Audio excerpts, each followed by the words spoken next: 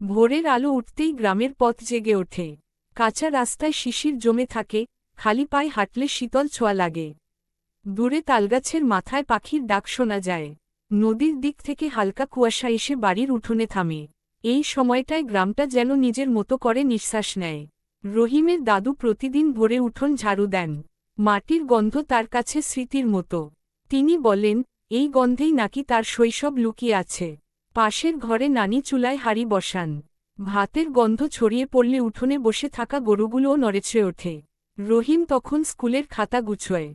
তার স্কুলটা পুকুরের ওপারে। বর্ষায় নৌকায় যেতে হয়, শীতে হেঁটে। দুপুরে মাঠে কাজের ব্যস্ততা বাড়ে। ধানের শীষ বাতাসে দুলে ওঠে। কৃষকের কণ্ঠে গান ভেসে আসে। কাজের ফাঁকে তারা আকাশের দিকে তাকায়, মেঘের রং দেখে বৃষ্টির খবর আন্দাজ করে। গ্রামের মানুষ প্রকৃতির ভাষা বোঝে, তাই তাদের কথায় কম শব্দে বেশি মানে থাকে। বিকেলে পুকুর পাড়ে ছেলেমেয়েদের ভিড় জমে। কেউ মাছ ধরে, কেউ সাঁতার কাটে। রহিমের বন্ধু লতা বই নিয়ে বসে। সে বড় হয়ে শিক্ষক হতে চায়। তারা কথা বলে স্বপ্ন নিয়ে, শহর নিয়ে, আবার গ্রামের উৎসব নিয়েও। কথা বলতে বলতে সূর্য ঢলে পড়ে, জল লাল হয়ে ওঠে। সন্ধ্যায় মসজিদের আজান আর মন্দিরের ঘণ্টার ধ্বনি একসঙ্গে ভেসে আসে।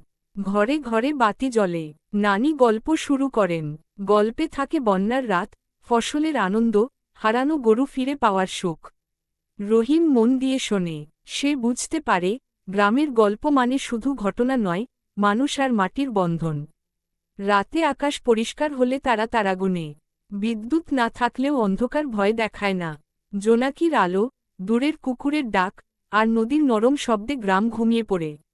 রহিম জানে, এই নীরবতার ভেতরেই তার আগামী দিনের সাহস জমা থাকে।